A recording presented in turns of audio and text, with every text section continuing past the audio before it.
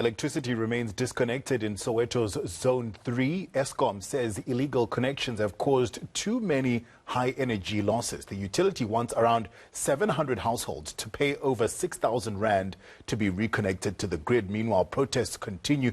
Nkosazana Dambuza is out to find answers on whether a meeting between ESCOM and the residents has yielded anything. Nkosazana, thank you so much for joining us. There's been a lot of back and forth here.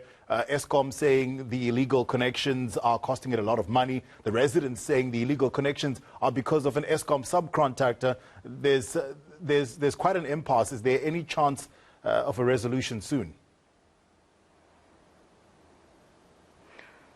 So 700 ESCOM customers in Deep Kloof are without a power supply after ESCOM disconnected it due to high energy losses that it says it was caused by illegal connections, meter bypassing and the purchasing of electricity from ghost vendors. And for the power supply to be restored, ESCOM says that residents would have to pay a 6,000 rand reconnection fee. And it says that this is because over the past 8 months, ESCOM has lost up to 96 million rands to the area of Deep Kloof alone, because very few people are actually buying electricity from ESCOM since moving the system from a postpaid to a prepaid system.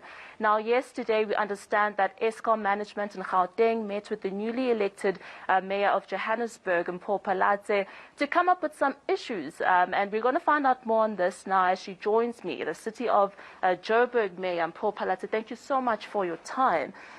Mayor, we just want to get a sense of how do you plan to tackle this issue, you know, especially if people are not willing to pay the 6,000 rand reconnection fee and are continuing to protest. Well, I mean, the only way to get the message across is to do what needs to be done, which is what ESCOM is doing now. Sadly, there's few people who are paying who are affected in the process. But the only way to drive the message across that it costs money to supply electricity and that it's unsustainable for ESCOM to continue supplying electricity while people are not willing to pay is to actually disconnect those who are unwilling to pay. But of course, we want to give options to those who can't afford, generally cannot afford, to register for ESP, which is the expanded social package of the city, where they can access free basic electricity. ESCOM has indicated that the uptake of this offer is quite low, and they suspect that because you have to be a buyer to access the benefits, that those who are bypassing meters and stealing electricity actually don't want to register because then they would have to buy electricity in order to get the free basic electricity. So it is a deep problem. We do need culture change, behavior change. It's been a long-standing problem. This culture was entertained for far too long. And what we're going through now is really the pains of the change that needs to happen. You know, I think ESCOM expected that there would be pushback. So it doesn't come as a surprise that people are throwing their toys out the cot. And I don't mean the ones who are paying. I understand the frustration of the people who are paying, but I'm talking about the ones who are relentless, you know, in that they don't want to pay for electricity. So are there plans in place to perhaps meet with the community, to visit the area and try to explain to them these issues that you are raising with me now? How far are engagements or talks with the community? Well, I had my meeting with ESCOM yesterday. It was our first formal meeting, although I had been engaging informally with some ESCOM officials over the phone.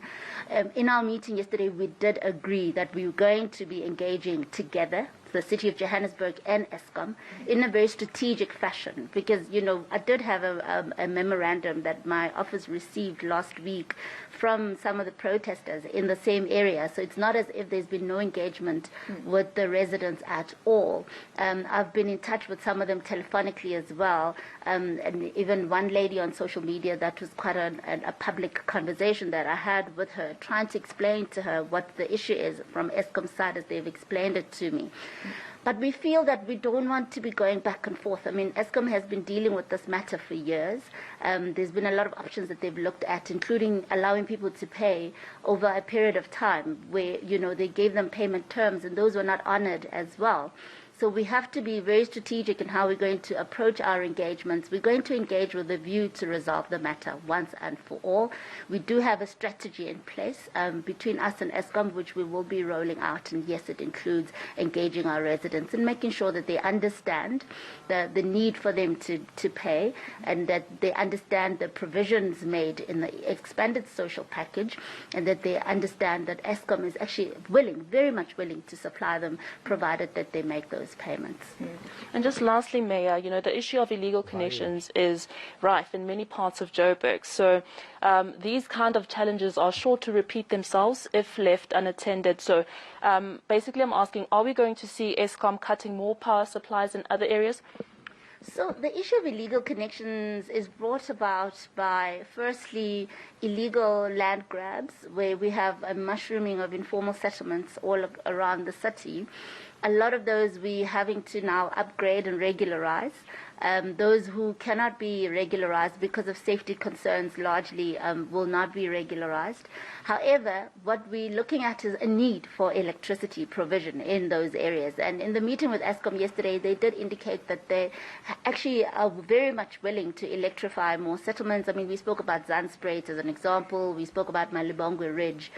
We spoke about even challenges in Alex, for instance. The city, in the current administration, we have made promises that we're going to be opening up for greater participation by independent power producers, in line with the pilot project that's already happening in the Western Cape, where 6 municipalities are looking at being free of Eskom dependence. The problem is we don't have adequate capacity to provide electricity to all our residents. Joburg being the economic hub, we continue to attract lots and lots of people into the city. Many of them move into informal settlements, some move into backyard dwellings.